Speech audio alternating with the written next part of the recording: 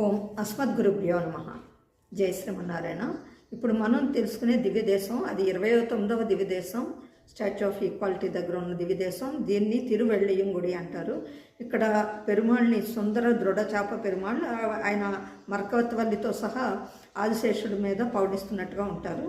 దీనికి సంబంధించిన historic background ఏంటనేది మనం ఇప్పుడు తెలుసుకుందాం. ఒకసారి బ్రహ్మగారు వేదాలని విస్మరించడం జరిగింది.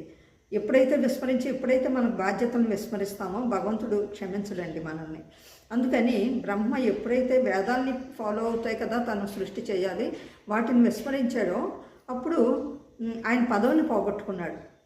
తర్వాత తనకు రియలైజేషన్ వచ్చి ఈ ప్రదేశానికి వచ్చి గాఢంగా తపస్సు చేసి మళ్ళీ వేదాల్ని పొందారు. వేదాలను పొంది అప్పుడు సృష్టి చేయటం జరిగింది. తర్వాత ఇక్కడికి వచ్చి గాఢంగా తపస్సు చేశారు కాబట్టి ఇక్కడ ఉన్న స్థలం పేరు బ్రహ్మపురి అని కూడా అంటారండి. అయితే ఇంకా తర్వాత భగవంతుడు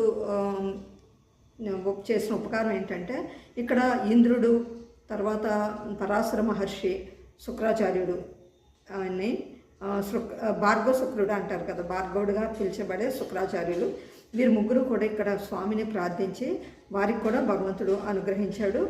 కాబట్టి ఇక్కడ ఎవరైనా పదవులు పోతే భగవంతుని కనుక ప్రార్థిస్తే వారి పదవులు వాళ్ళకి వస్తాయంటారు. ఇక్కడ అది స్థల పురాణం.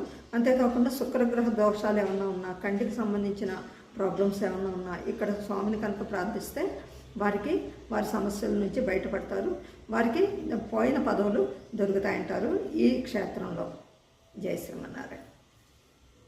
ఈ క్షేత్రం యొక్క ఇంకొక విశేషం ఏంటంటే బ్రహ్మగారి ఆదేశం మేరకు మయుడు అనే ఒక మహానుభావుడు, మహాశిల్పి అనమాట, దేవతలకి మహాశిల్పి ఆయన ఆదేశాల ప్రకారం ఇక్కడికి వచ్చి గాఢంగా తపస్సు చేసి స్వామిని ప్రార్థిస్తే స్వామివారు ఆయన ఆదిశేషుడి మీద పౌళించినట్టుగా ఉండి శ్రీరామచంద్రుడిగా ఆయనకి దర్శనమిస్తారు. కాబట్టి రాముడికి శంఖచక్రాలు ఉండవు కదా, ఆ శంఖచక్రాలని అక్కడ గరుడాళ్వారికి ఇస్తారు. కాబట్టి ఇక్కడ స్వామికి పెరుమాళికి శంఖచక్రాలు ఉండవు, గరుడాళ్వారు శంఖచక్రధారి అయి అక్కడ అందరికీ కూడా దర్శనం అవటం జరుగుతుంది. జై శ్రీమన్నారాయణ.